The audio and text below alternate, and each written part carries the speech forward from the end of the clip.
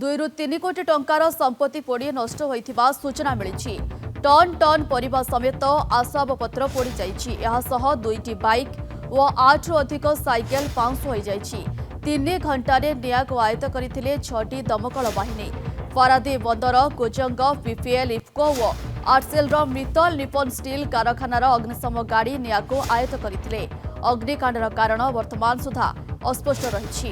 तेबे पारादीप बड़बड़िया परिबा मार्केट रे भयावह अग्निकांडर चित्र सामना को आसी एवं देखिबा कि अनेक समय धरी अग्निशम बाहिनी निया को आयत्त करने प्रचेषा जारी रखिथिले एवं 70 रु अधिक परिबा दुकान जली पोड़ी नष्ट हो जाइछि। टन टन परिबा समेत अनेक आसबाबपत्र पोड़ी नष्ट होइथिबा चित्र सामना को आसुछि। सह दुईटी बाइक एवं 8 रु अधिक साइकेल मध्य जली जाइथिबा सूचना रही।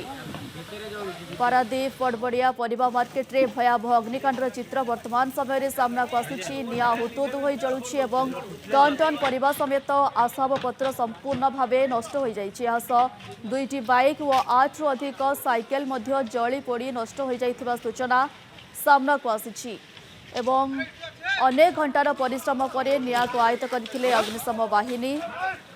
2 3 कोटी टंकार संपत्ति संपूर्ण भाव नष्ट हो जाइथिबा सूचना मिली, किंतु अग्निकांडर प्रकृत कारण अस्पष्ट रही। पारादीप रिपोर्टर अरुण ओझा रही अधिक सूचना पाई। अरुण, किभली निया एते भयावह निया लागिला एवं केते समय लागिथिला अग्निशम बाहिनी को निया को आयत्त करबा को? देखो नमिता जदि कह पारादीप जो परिबा मार्केट रही परिबा मार्केट उपरे एंटायर पारादीप सहर निर्भर करें। तेणु बड़ मार्केट एवं विडंबनार कथा जो परिबा मार्केट संपूर्ण पार्लर दिहरे जरी पार्लर द्वारा तैयारी बाउंस दिहरे तैयारी पूर्व गोटे वर्ष तले 6 मास तले एमती गोटे अग्निकांड घटला जो दुईटा परिबा 3टा परिबा दुकान पड़ी तेणु निया को आयत्त कराइला। किंतु जेहेतु विलंबित राति माने अग्निकांडटी घटी तेणु कौन परिबा व्यवसायी सेठी नथिले, जो माने भी थिले से निया को आयत्त करि पारलेनी। कारण जो बाउंस को जो जरी पाल ए संपूर्ण हुटुटी हो जली एवं जो पाखापाखि कोटी कोटी टंकार परिबा माने सेठी स्टॉक थिला जो आलू पनीपरिबा विभिन्न सामग्री स्टॉक थिला जहाँ पोड़ी संपूर्ण नष्ट हो जाइछि। एथि सहित गोटे बाइक दुईटी बाइक पड़ी जाइछि, 7-8टी साइकेल पड़ी जाइछि। जो माने जो व्यवसायी माने व्यवसाय करथिले राति रे से माने जो टंका रखिथिले ताहा मध्य पड़ी नष्ट जाइछि। इलेक्ट्रिक जो आमर रही विद्युत जो चूल्हा गुड़ा आमर जो वर्जन सामग्री गुड़िक सेगुड़िक नष्ट हो जाइछि। तेणु कोटी कोटी टंकार क्षयक्षति होइछि। जेहेतु पारादीप बंदर से जगहटी रही से जगह उपरे पारादीप बंदर से जगह उपरे परिबा मार्केट होइछि, किंतु पारादीप बंदर सेमानकु सेठी घर करई देउ नथला जेहेतु एवं सेठी घर करिकिरी दबा कथा जेहेतु मार्केट पाई। तेणु दीर्घ दिन समस्या या समाधान करा जाय नै।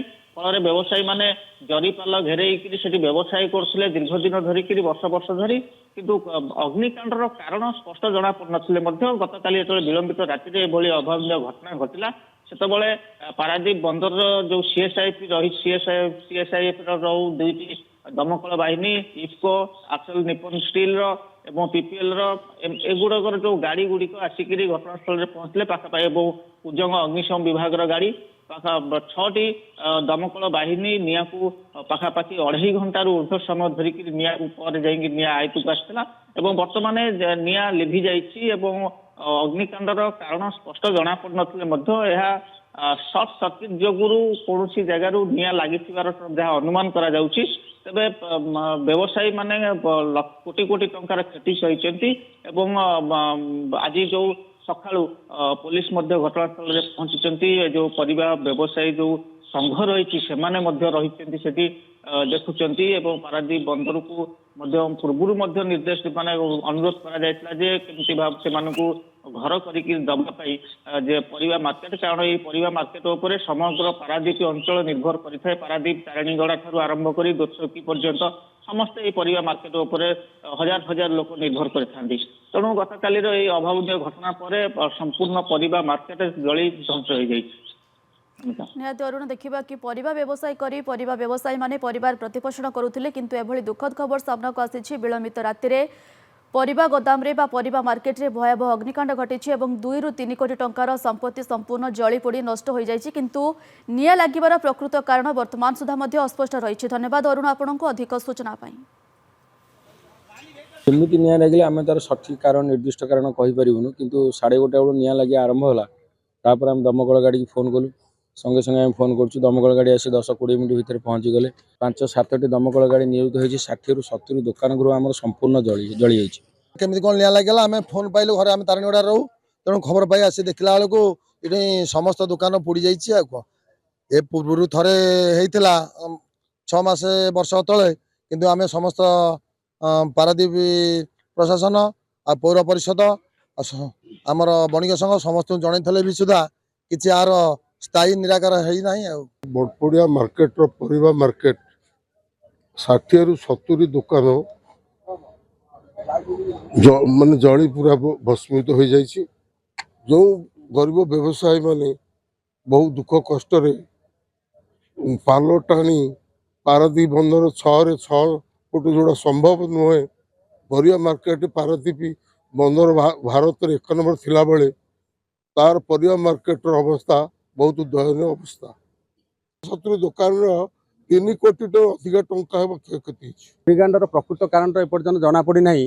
ତେବେ ଆମର ଏଠି ଯେଉଁ ପରିବା ମାର୍କେଟ ଆପଣ ଦେଖୁଛନ୍ତି, ଏହା ପାରାଦୀପ ବନ୍ଦରର ସର୍ବବୃହତ ଏବଂ ସମସ୍ତଙ୍କ ଦ୍ୱାରା ଏଠାରେ କାରବାର ହେଉଥିବା ମୁଖ୍ୟ ପରିବା ବଜାର। ଏଠାରେ ପାଖାପାଖି 150 ପାଖାପାଖି ବ୍ୟବସାୟୀ ସେମାନଙ୍କର ଅସ୍ଥାୟୀ ବ୍ୟବସାୟ ଗୃହ, ଯାହାକି ମୁଖ୍ୟତଃ ଶୁଖିଲା କାଠ, ବାଉଁଶ ତଥା ପଲିଥିନ୍ ନେଇ ସେମାନଙ୍କର ବ୍ୟବସାୟ କରିଥାନ୍ତି ଏବଂ ରାତ୍ରି 11ଟା ଘଟିବା ସମୟରେ ସାଧାରଣତଃ ଦୋକାନ ବନ୍ଦ କରି ସେମାନେ ଯେଝା ବାସସ୍ଥଳକୁ ଯାଇଥାନ୍ତି ଏବଂ କିଛି ବ୍ୟବସାୟ ମଧ୍ୟ ଏଠାରେ ରାତ୍ରି ଯାପନ କରିଥାନ୍ତି।